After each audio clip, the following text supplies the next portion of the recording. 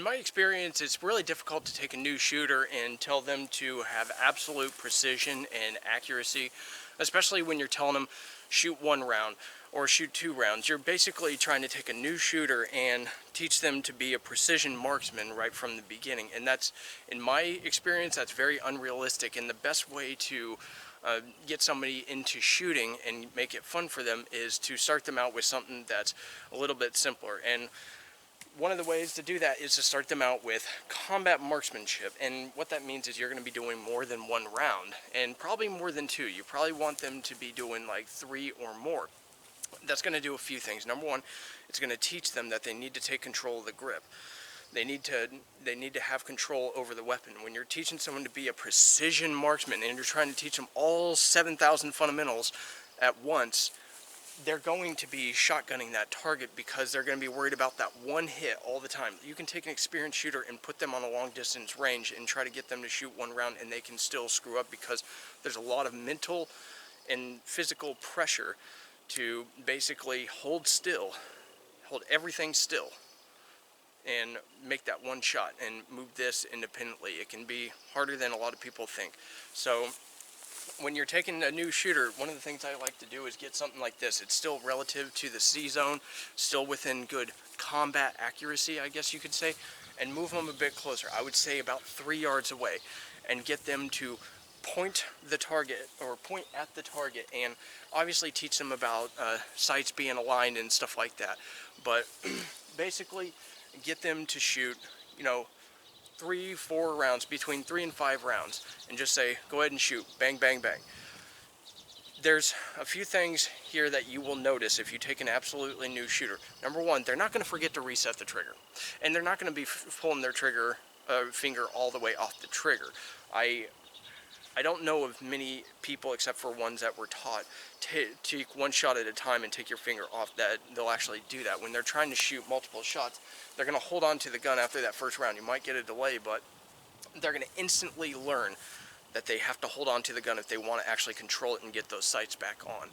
So, in my opinion, you're starting them out on the right foot inherently by telling them to shoot multiple rounds, instead of taking them and trying to turn them into pistol snipers and getting them to shoot at something like this from 100 yards or whatever.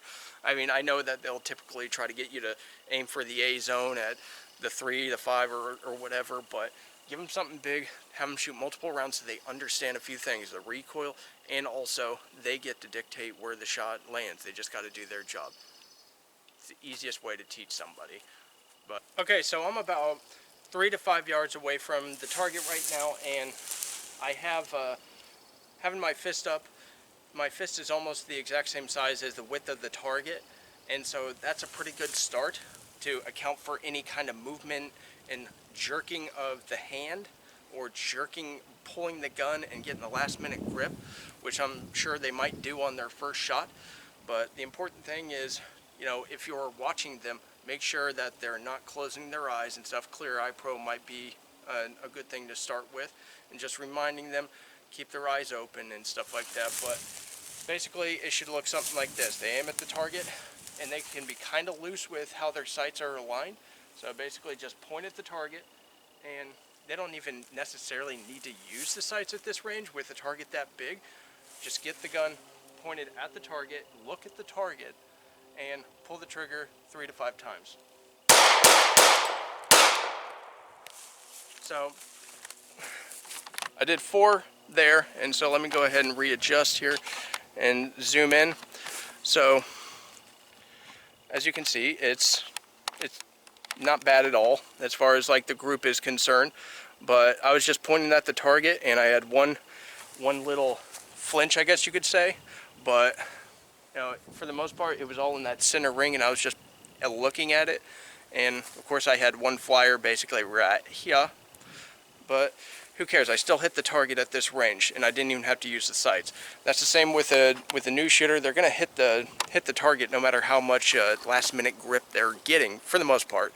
But yeah, it's pretty simple to teach somebody who's new, and just have them go over it until the magazine's empty. Just 3 to 5 rounds, whatever they're comfortable with, but it has to be at least 3, no more than 5, you know, whatever.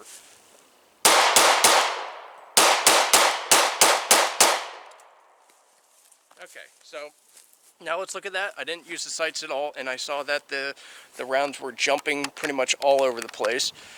And I know you don't want to look at the tire, but there, see?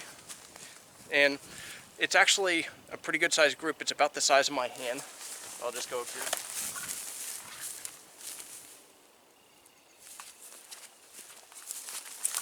So it's about the size of my hand, pretty good for a new shooter, and you just have to basically point the gun in the general direction. You don't necessarily have to use the sights, but you can see that if you control the gun more, and using the sights can basically narrow the size of those impacts, or the size of that group. It's not a bad group. Even for this range, it's combat accurate as far as like hitting the CNS within a competent area, and you didn't even have to use the sights. Getting somebody comfortable with recoil will help them learn better, and this is one of the best ways to do it, in my opinion. So with all that said, I appreciate you guys watching. Let me know what you think about that in the comments below, and you guys have a good one.